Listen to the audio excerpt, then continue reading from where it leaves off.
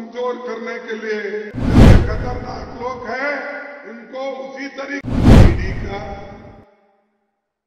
Income tax का, CBI का आज मोदी जी और होम मिनिस्टर शाह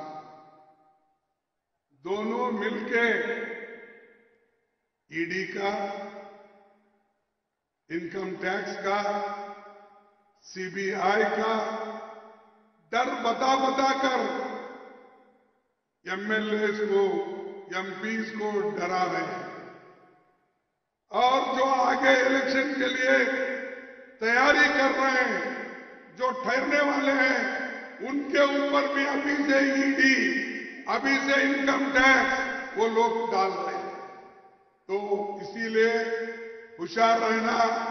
मैं रेवंत रेड्डी को भी बोलता हूं, जरा देख के होशियार हो, ये बड़े खतरनाक लोग हैं।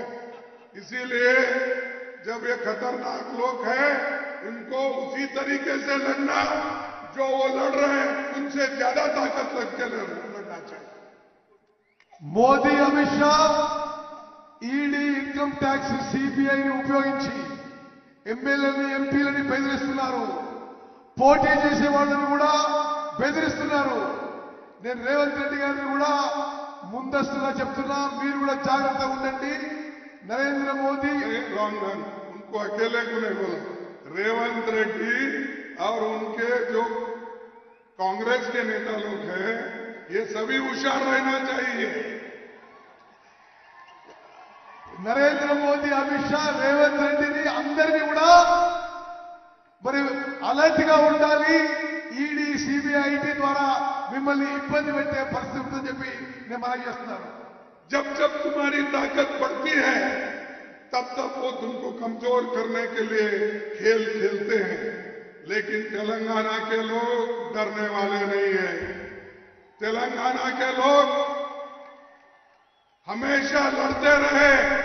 आज जो इंडिपेंडेंट तेलंगाना हुआ, ये सोनिया गांधी जी के आशीर्वाद से हुआ, ये सोनिया गांधी के नेतृत्व में हुआ।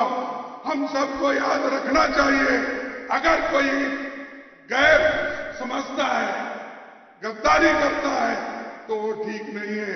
एक आदमी ने तो गद्दारी किया, लेकिन अब पछता रहा हूंगा। कई लोग कोई बोलते हैं सोया है, कोई बोलते हैं उठा है, कोई बोलते हैं बात कर रहा है, बोलते हैं, मुझे मालूम नहीं। लेकिन जो कांग्रेस के साथ गद्दारी करता है, वो एक न एक दिन जरूर हारता है।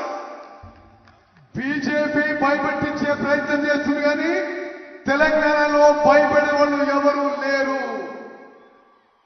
తెలంగాణలో సోనియా గాంధీ ఇచ్చిన తెలంగాణలో ఎవరు బీజేపీకి, నరేంద్ర మోదీకి, అమిత్ షాకి భయపడరు.